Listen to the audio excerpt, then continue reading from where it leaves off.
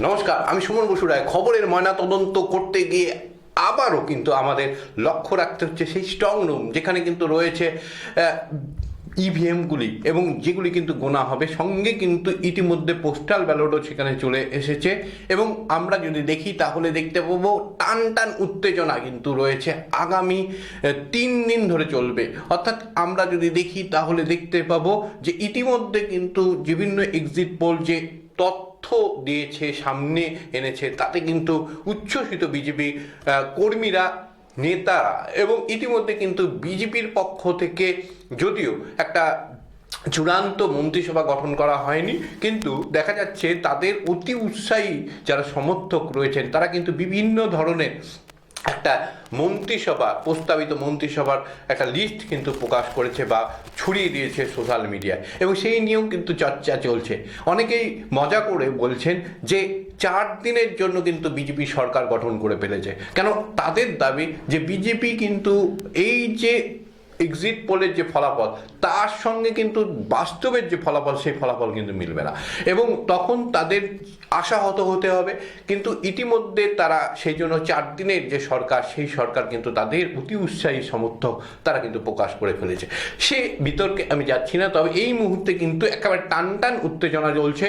মুখ্যমন্ত্রী মমতা বন্দ্যোপাধ্যায় গতকাল রাতে কিন্তু পৌঁছে গিয়েছিলেন ভবানীপুর কেন্দ্রে, যেখানে স্ট্রং রুম বানানো হয়েছে। তিনি প্রায় 4 ঘন্টা ছিলেন এবং ইতিমধ্যে কিন্তু তার যে রিপোর্ট, সেই রিপোর্ট কিন্তু সেখান থেকে পৌঁছে গিয়েছে ইলেকশন দপ্তরে, যে মুখ্যমন্ত্রী মমতা বন্দ্যোপাধ্যায় বা প্রার্থী হিসাবে তিনি সেখানে কতক্ষণ ছিলেন, কি করেছেন।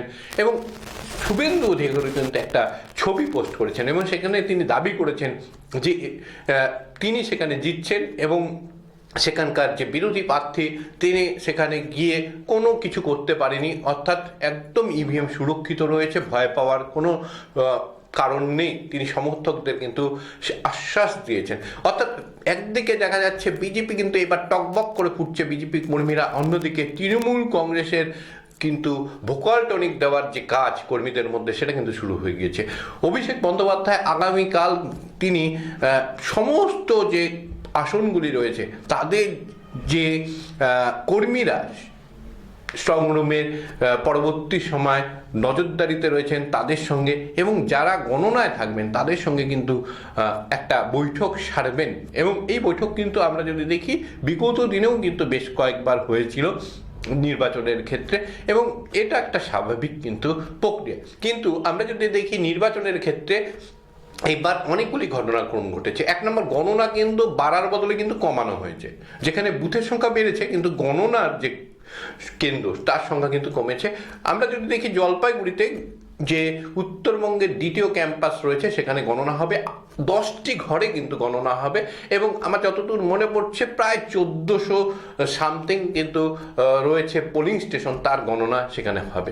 সকাল 8টা থেকে গণনা হবে এবং মনে করা হচ্ছে যে প্রাথমিক যদি আমরা দেখি যে ফলাফল, সেটা আস্তে আস্তে কিন্তু বেশ কয়েকটা সময় লাগবে এবং তৃতীয় রাউন্ডের মধ্যে যেহেতু পোস্টাল ব্যালট করা হবে, মনে করা হচ্ছে প্রথম 3 রাউন্ড গণনা একটু ধীর গতিতেই হবে এবং 3 রাউন্ডের পর কিন্তু গণনার গতি কিন্তু বৃদ্ধি পেয়ে যাবে। যখনই পোস্টাল ব্যালট গণনা হয়ে যাবে, তারপরে কিন্তু গণনার যে গতি, সেই গতি কিন্তু বৃদ্ধি পাবে। এবং আমরা যদি দেখি যতই গতি পাক না কেন, অতীত দিনে দেখা গেছে আসাম, তামিলনাড়ু, পন্ডিচেরি, অন্য যে জায়গাগুলিতে কিন্তু কেরল, যে জায়গাতে কিন্তু ভোট হচ্ছে সেখানে ফলাফল দ্রুত চলে আসে, কিন্তু পশ্চিমবঙ্গের ক্ষেত্রে দেখা যায় যে ফলাফল আস্তে আস্তে অনেক সময় লাগে। এবারও মনে করা হচ্ছে অনেকটা সময় লাগবে। ইতিমধ্যে কিন্তু বিজেপির নেতারা তারা কিন্তু প্রস্তুতি নিয়ে নিচ্ছেন যে এবার কিন্তু তারা ময়দান ছেড়ে যাবেন না। প্রয়োজনে তারা খাদ্যের, জলের ব্যবস্থা কিন্তু রাখবেন এবং শুকনা খাদ্য অবশ্যই, যাতে কোনো সমস্যা না হয়। অন্যদিকে মুখ্যমন্ত্রী মমতা বন্দ্যোপাধ্যায় তৃণমূলের নেত্রী হিসাবে তিনি কিন্তু কর্মীদের বলেছেন যে একেবারে শেষ মুহূর্ত পর্যন্ত কিন্তু গণনা কেন্দ্রে থাকতে হবে, যতক্ষণ তিনি প্রেস মিট করে না বলছেন যে আমরা জয়লাভ করেছি বা অন্য কিছু। তো সুতরাং একটা কিন্তু টান উত্তেজনা রয়েছে, দুই পক্ষই কিন্তু দাবি করছে যে তারা জয়লাভ করবে, এবং বাস্তবে কি হবে তার জন্য তো আমাদের 4 মে অপেক্ষা করতে হবে। কিন্তু খবরের ময়নাতদন্ত করতে গিয়ে এই মুহূর্তে কিন্তু সবচেয়ে বেশি আলোচনার বিষয় রয়েছে, সেটা হচ্ছে গণনায় কারচুপি হবে কি হবে না সেটা কিন্তু আটকানোর জন্য দুই পক্ষই কিন্তু চেষ্টা করছে। এবং আমার ব্যক্তিগতভাবে মনে হচ্ছে তৃণমূল কংগ্রেস কিন্তু অনেক বেশি তারা অভিনয় করছে যে তারা হেরে যাচ্ছেন, তারা অনেক বিপদে রয়েছেন, তাদের মানসিক অবস্থা ঠিক নেই, তাদের প্রার্থীরা কিন্তু মনে করছেন যে বিভিন্ন ধরনের কলা কৌশলের মাধ্যমে তাদের হারানোর একটা প্রক্রিয়া হতে পারে, এবং তাদের এই যে একটা অ্যাক্টিভিটিস দেখা যাচ্ছে তাতে কিন্তু একটা, আমরা যদি দেখি জাতীয় রাজনীতি, জাতীয় মিডিয়াগুলোও কিন্তু চর্চা করছে যে মমতা বন্দ্যোপাধ্যায় তাকে আটকানোর জন্য বিজেপির পক্ষ থেকে কোনো কিন্তু যে একটা, আমরা যদি বলি যে কোনো রকম বাধা বিঘ্ন রাখা হচ্ছে না, মানে তারা সর্বত্র সব ব্যবস্থা কিন্তু তারা করেছেন, এইরকম একটা কিন্তু দাবি করা হচ্ছে। আমরা যদি দেখি তাহলে দেখতে পাবো যে ইতিমধ্যে কিন্তু সুপ্রিম কোর্টে বা আমরা যদি দেখি আদালতে বিভিন্ন বিষয় গিয়েছে এই নির্বাচন সংক্রান্ত বিষয়ে, এবং সর্বশেষ যে তথ্য আসছে যে কেন্দ্রীয় সরকারি কর্মচারীরা তারা কিন্তু ভোট গণনা করবে, অর্থাৎ রাজ্যের কোনো কর্মচারী থাকবে না। আর এখানে কিন্তু একটা আদালত পর্যন্ত গিয়েছিল এবং সেখানে বলা হয়েছে যে না, যেটা নির্বাচন কমিশন সিদ্ধান্ত নিয়েছে সেটাই কিন্তু সঠিক, অর্থাৎ কেন্দ্রীয় সরকারের কর্মচারী তারাই কিন্তু ভোট গণনায় থাকবে। এটা কিন্তু একটা অত্যন্ত গুরুত্বপূর্ণ বিষয়, কারণ বিগত যে নির্বাচন 2021 সালে সেই নির্বাচনে বলা হয়েছিল যে গণনায় কিন্তু একটা কারচুপি করা হয়েছে। এবার সেই রাস্তা কিন্তু সম্পূর্ণ বন্ধ রাখার একটা প্রক্রিয়া নির্বাচন কমিশনের পক্ষ থেকে নেওয়া হয়েছে, সেই ধরনের অভিযোগ যাতে না ওঠে।